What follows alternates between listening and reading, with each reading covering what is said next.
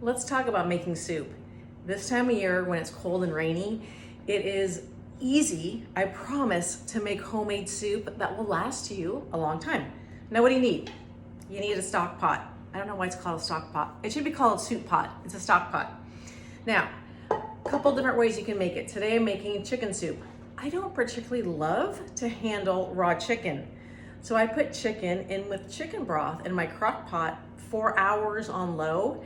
Then you can just shred it and add it in. If you want to cook it, great. If you want to add it in with a soup, great. I'm just telling you what I do.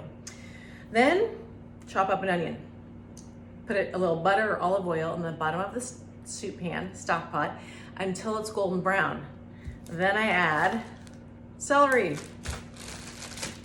and big carrots. Now, not all of them, probably 3 or 4 big carrots. And I cook them until they're soft. I will add a little bit of broth to help them get soft. Now, here's the thing. You can add in chicken broth. You can add in, I have some leftover coconut milk. You can add that in. Any kind of liquid is gonna taste super yummy. What else? Salt, pepper. If I wanna make a curry soup, I'll put in turmeric and curry, and I don't measure anything. I just shake it in, stir it, and taste it.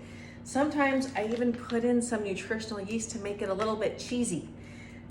That's it. It is so easy. From start to finish, cooking the vegetables might take 15 or 20 minutes, and then I put it on low and just let it simmer with the spices in there, and then I'll shred the chicken and add it in.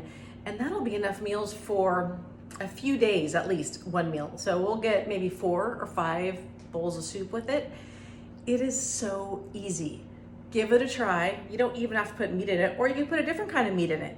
Have any questions? Message me. I'll be happy to help you. I hope you try it. I hope you love it, and stay warm on these rainy days.